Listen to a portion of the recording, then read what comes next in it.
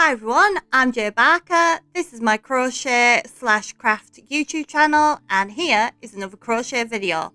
So this is going to be a bit of a quick video this week because literally at the beginning of last week my nephew contacted me and asked if I could make this keychain for a friend of his, and of course I can.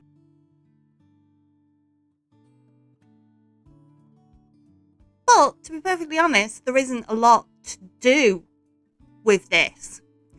Now, as you can see here, I've got the making of Planet Earth running because this is a pattern I already had, so I wasn't going to replot out my own, so I can't really share any information with you. And it was a pattern I got from Simply Crochet magazine, so I don't really even have who designed the pattern for you to go get it, which is annoying. But I'm sure if you do a general search, probably on Pinterest, there's probably quite a few on Pinterest that you'll be able to use for free, or that'll direct you to sites.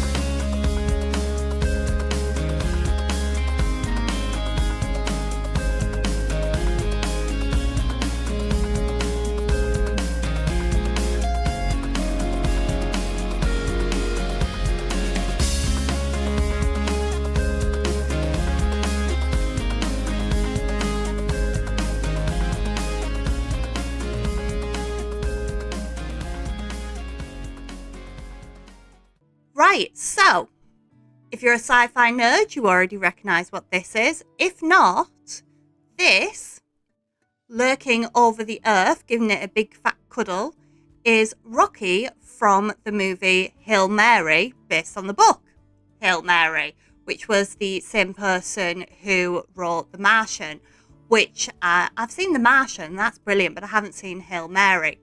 So as I said, this alien is called Rocky, and that's what the rest of this video is going to focus on. So I did go through quite a few references, reference images, going through fan art, trying to get good clips from stills from the movie. So I've done the best I can. So I've started with the body, and the reference pictures I can see do have the body slightly in an R position if you looked at it from the side. So that's what I'm going with, and I'm going to curve that around the earth so it's really hugging the earth. And to achieve the curve, I've used some short rows within my rounds. Short row is simply when you don't finish a round, you go back over yourself and then finish the round. I know I haven't really explained that in a lot of detail, but I have explained it in other videos, and if you purchase any of my patterns that use that technique, there is also a how-to video that you access through the pattern as well.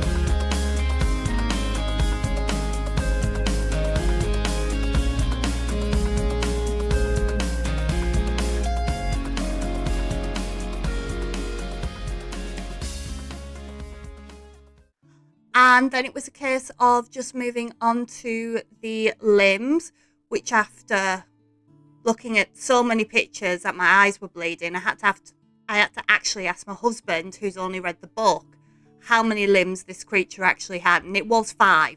So I kept looking at these images and I couldn't decide if it was 4, 5 or 6.